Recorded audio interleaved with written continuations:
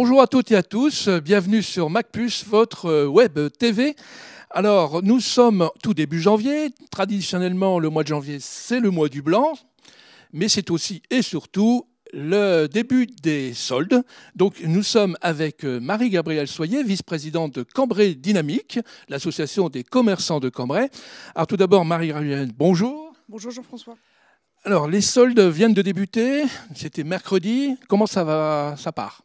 Ça démarre plutôt bien, tout en sachant que nous avons déjà eu quelques jours de vente privée, comme la plupart des commerçants, juste après les fêtes, qui ont réellement déclenché les premiers achats. Maintenant, les soldes se déroulent convenablement, dirons-nous. Alors, la fin des soldes est prévue pour quand? Pour le 11 février. Alors, donc, jusqu'à quand? Jusqu'au 11 février, donc c'est bien précisé. Quels sont les rabais possibles? Est-ce qu'il y a une règle ou est-ce qu'on peut faire pas n'importe quoi, mais est-ce que vous pouvez appliquer les rabais que vous voulez? Oui, chaque commerçant fixe effectivement les remises qu'il va offrir à ses clients. Effectivement, c'est la seule période où on a droit à des remises exceptionnelles et réellement pour faire plaisir aux clients. Alors, maintenant, nous sommes à quelques jours, on va parler un petit peu bilan, nous sommes à quelques jours des fêtes de fin d'année. En gros, comment ça s'est passé? Alors le mois de décembre a été relativement compliqué parce qu'il a mis beaucoup de temps à démarrer.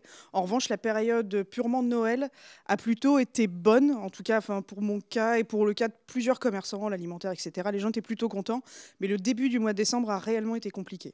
Donc, on peut dire que le commerce cambrésien se porte pas si mal que ça. Pas si mal que ça, effectivement. Il vaut mieux rester optimiste en début d'année.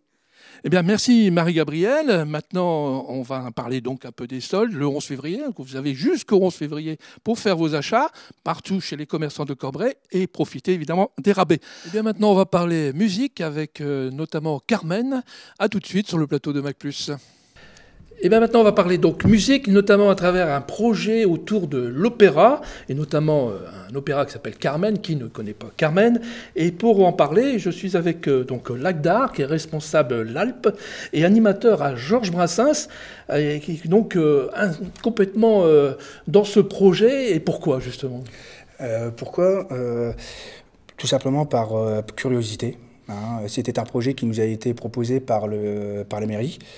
Nous, on y a trouvé une espèce d'intérêt pour nos jeunes, pour nos ados, en se disant qu'on va... c'est l'opportunité pour nos jeunes de s'ouvrir un peu l'esprit et puis de découvrir l'art lyrique. L'art lyrique. Oui, parce que c'est quand même assez ardu quand même. Alors, il y a combien de jeunes qui participent? Alors, on a réussi à sensibiliser 6 jeunes. On a 2 garçons, 4 filles.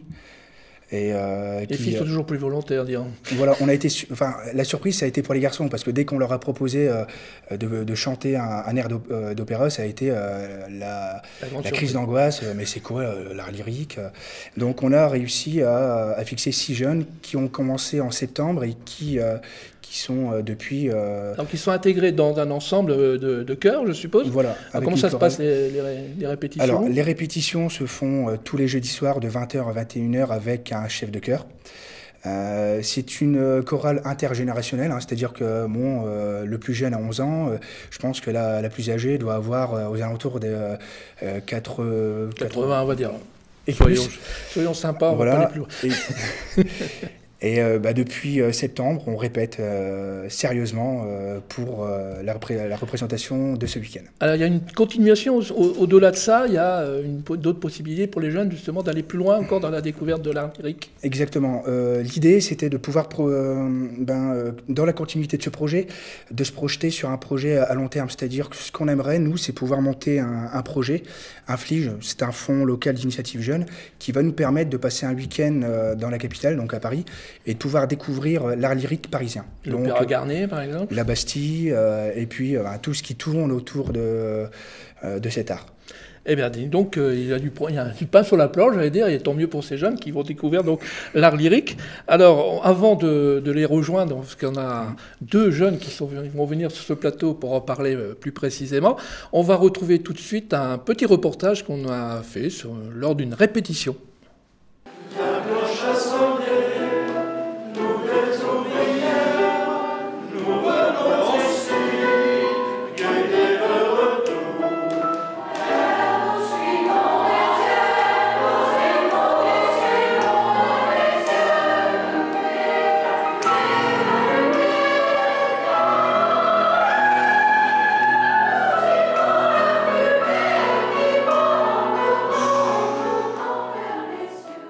Et comme vous voyez, donc, les répétitions vont bon train, le résultat est déjà là, c'est impressionnant. Et avec moi, donc, deux jeunes qui vont participer à ce projet donc, de Georges Brassens. Tout d'abord, est-ce que tu peux te présenter ? Bonjour, je m'appelle Manon, je suis au collège Lamartine en classe de 3e. Alors pourquoi tu as décidé de participer à ce projet ? Pour découvrir ce que c'était l'art lyrique. Et a priori, le chant, toi, ça t'intéressait Oui. Tu as déjà chanté dans... Non, j'ai jamais chanté. Alors, avec Enzo, lui, on a vu avec Lagdar que les garçons, c'était peut-être pas ça, et l'art lyrique, alors c'est pas vrai, ça, tu démens, ça. Oh non, pour ma part, ça a été très facile de s'intégrer au groupe. Je me suis installée tranquillement, on va dire. Et puis, je voulais représenter les garçons pour dire que les garçons pouvaient chanter, et puis ne pas écouter que des musiques genre rap, qui duraient que 4 minutes. Ah ben voilà, c'est déjà une bonne approche de l'art lyrique, et tu as envie de continuer ? On continue, oui, ça chanter, me plaît. tout au moins, Ouais, pas forcément de l'art lyrique. Eh bien, je vois que tu es très à l'aise devant le micro, alors je vais te laisser carrément la suite, parce que moi je cherche un remplaçant, donc voilà, il me semble l'avoir trouvé. Alors Enzo, tu veux bien lancer le sujet suivant ? D'accord. On se retrouve après le Flash Info pour parler de tourisme sur Cambrai. Eh bien voilà, merci. Pour cette semaine, au théâtre de Cambrai, une pièce adaptée de la nouvelle de Vercors, Le silence de la mer. En 1941, une maison est réquisitionnée par l'occupant. Des liens se créent jusqu'à ce que s'esquisse un impossible amour.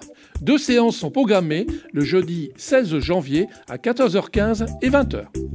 Toujours au théâtre, un concert des Bébés Brunes, groupe rock français, véritable locomotive de la scène hexagonale.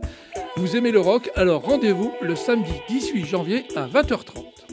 Vendredi 17 janvier, à partir de 19h, le Palais des Grottes accueillera la traditionnelle cérémonie des Martins et Martines d'Or, avec la remise des trophées de l'année 2013, suivie d'un repas spectacle. Mac+ sera présent pour vous commenter ce grand événement.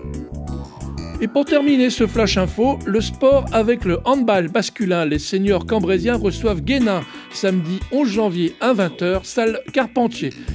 Et enfin donc en basket, handi basket, samedi 11 janvier à 16h, salle Jean-Marie Vampoule, Cambrai reçoit Gravelines. Alors comme annoncé, on se retrouve pour parler tourisme à Cambrai et notamment à travers un nouveau guide touristique qui vient de sortir avec Guillemette Lagarde. Bonjour. Bonjour. Alors, vous êtes animatrice adjointe de l'architecture et du patrimoine. Vous êtes en quelque sorte la coordinatrice de la création de ce guide.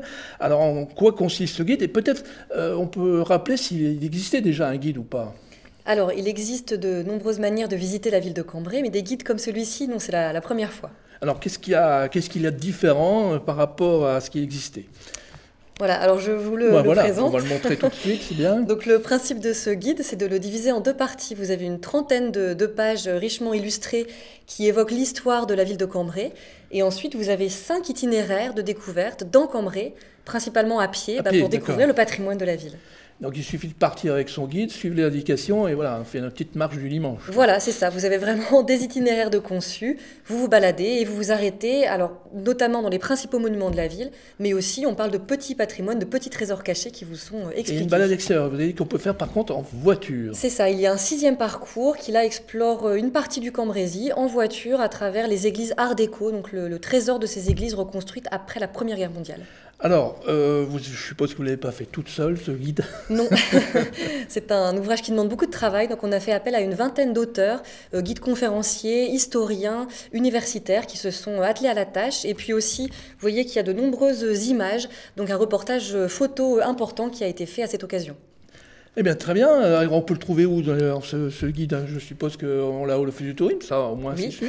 Au Mais moins. après ? Mais pas que. On peut aussi l'acheter au musée de Cambrai et puis aussi dans les différentes librairies de la ville au prix de 12 €. Ouais, donc c'est pas cher pour faire une bonne balade dans Cambrai le dimanche, ou dans la semaine d'ailleurs, peu importe. En tout cas, on ne peut que vous conseiller de vous le procurer, donc dans tous les lieux de vente.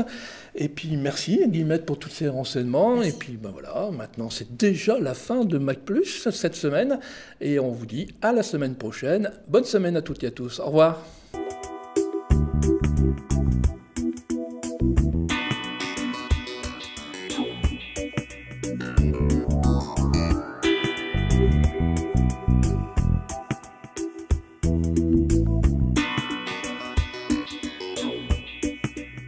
Thank you.